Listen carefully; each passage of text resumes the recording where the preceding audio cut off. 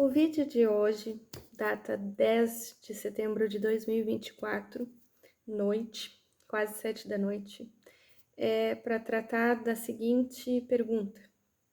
Para que você chame a atenção de algum tema, é preciso ser uma velocidade acelerada que ninguém consegue entender direito, mas que você tem que falar o tempo todo assim bem rápido para engajar? Eu não consigo, não tá no meu cerne, na minha concepção de valores, que eu preciso estressar a audiência, que eu preciso engajar no meu repertório com uma celeridade que não me é comum, não me é humana, é robótica. É o 2 vezes do áudio do WhatsApp. E eu já acho que a gente está vivendo uma geração estressada. A gente está com déficit de atenção, hiperatividade, estresse, ansiedade, angústia, burnout. Por quê?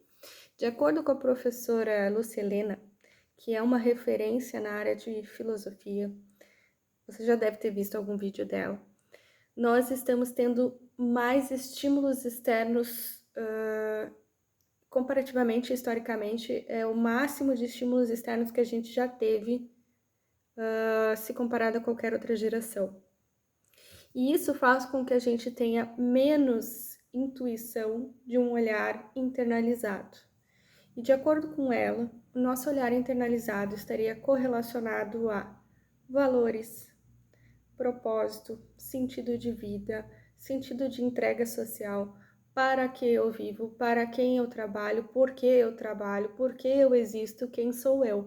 Então existem perguntas cerne.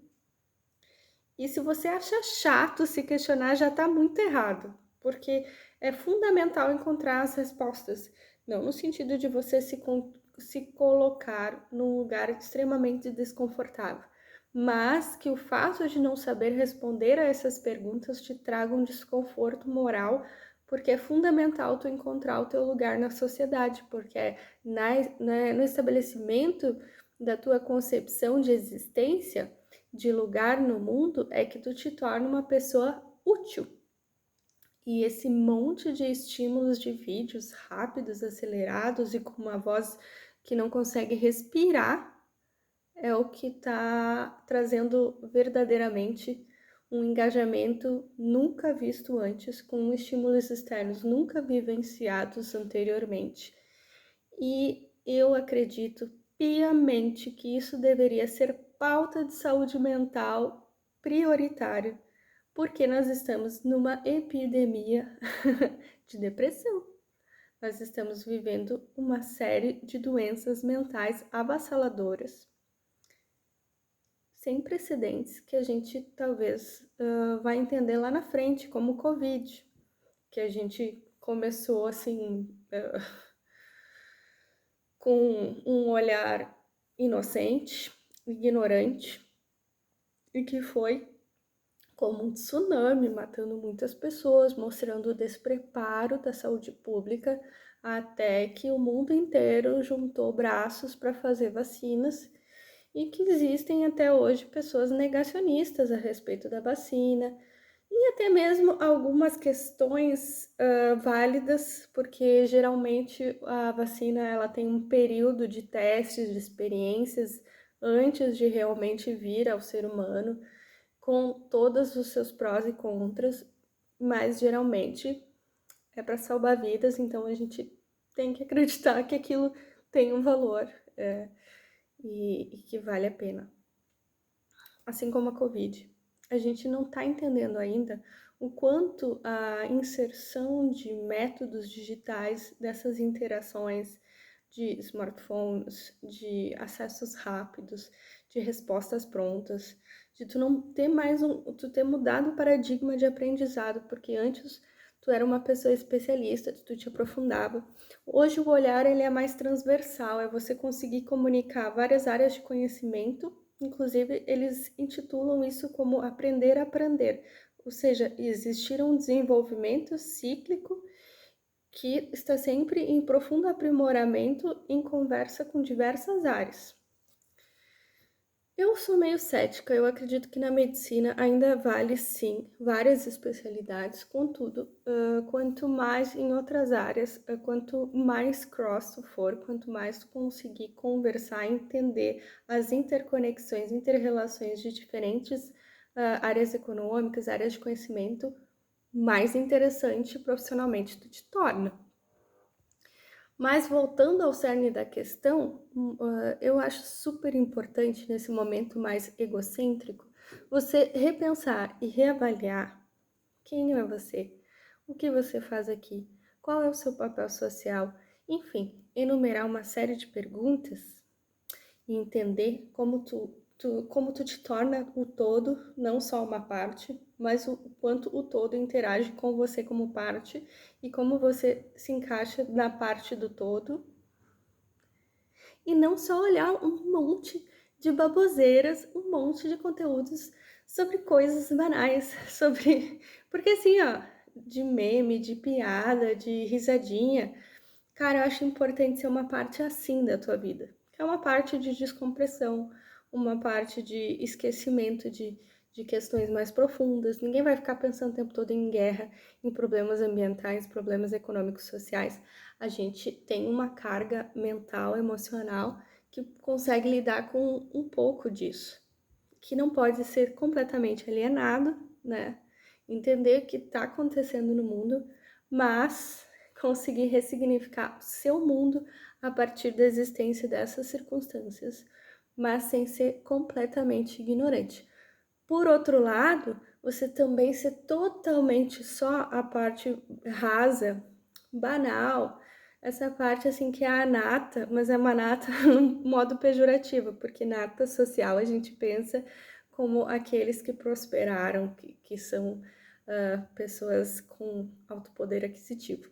Eu tô falando de uma nata no sentido de que tu não entende a profundidade de tudo. Tu tá ali na superfície só consumindo besteira feita por jovens que estão dançando e rebolando e fazendo pegadinhas e falando rápido.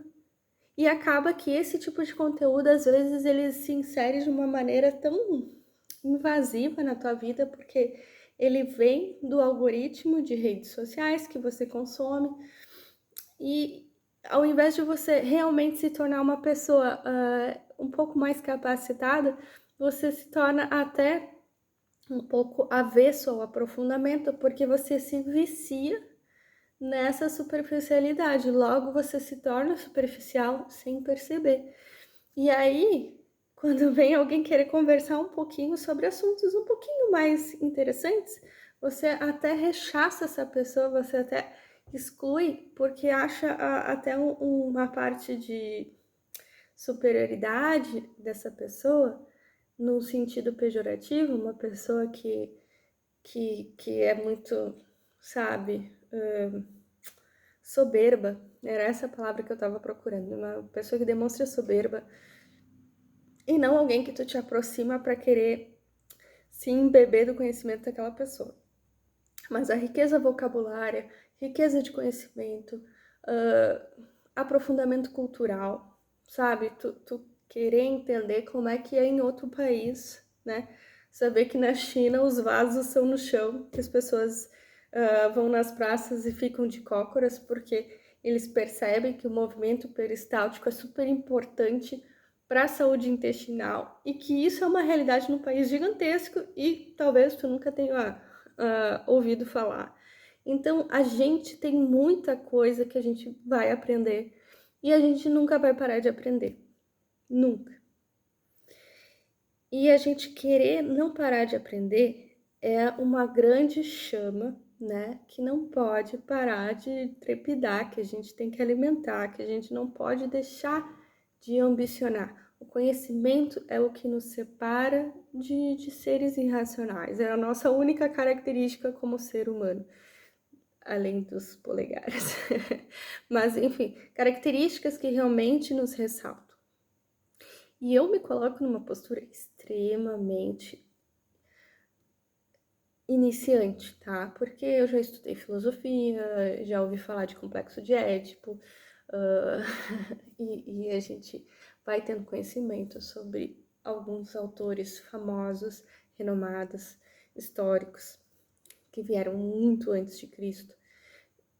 E ainda assim, de alguma forma, a gente lê, né, capta e esquece. Nosso conhecimento, infelizmente, ele é muito volúvel, ele vem e vai, e a gente precisa ficar relembrando, reaprendendo. Então, é um exercício, é um verdadeiro exercício.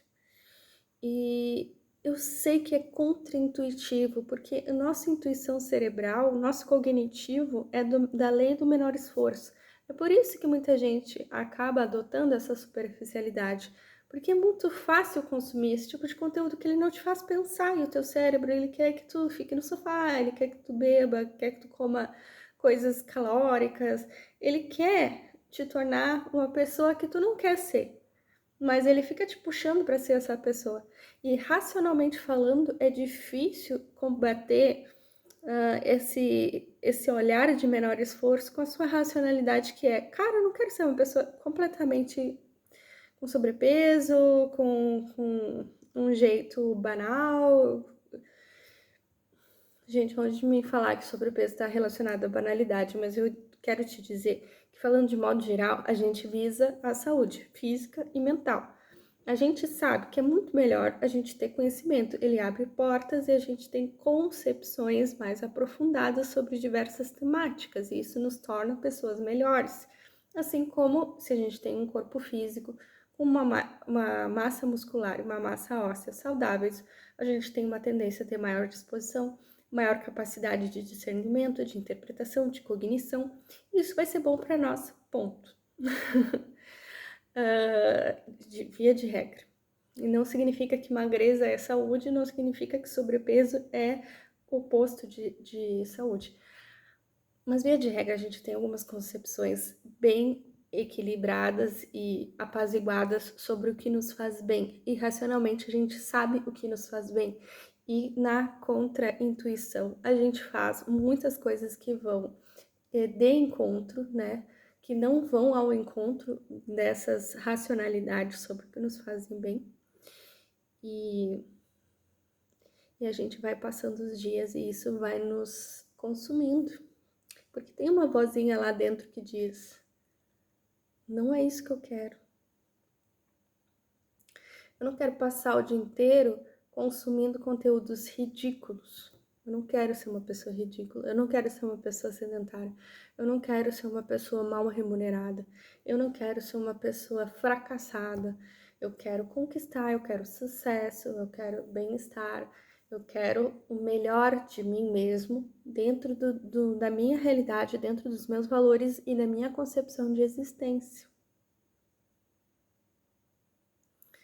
E eu tenho certeza que muitas pessoas não vão ter tido a paciência de ter visto esse vídeo de quase 15 minutos. Porque é um assunto denso e a gente vai refutar com todas as nossas forças assuntos densos. A gente só quer relaxar.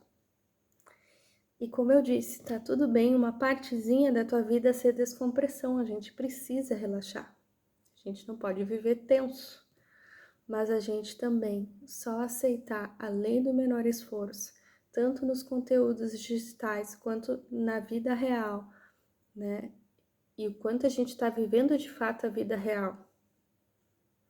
São questionamentos que eu te convido a fazer, que é para causar um desconforto mesmo, que é para você pensar que tipo de ser humano tu tá se inserindo socialmente, quem é você, qual é o seu reflexo sobre si e que tipo de contribuição tu tem trazido para o mundo. E se você não está trazendo a contribuição que você gostaria de trazer para o mundo, quais são os passos em direção a essa racionalidade de concepção moral de valores, de existência densa de propósito, aprofundada, inteligente, que você, tenho certeza, tem condições de alcançar.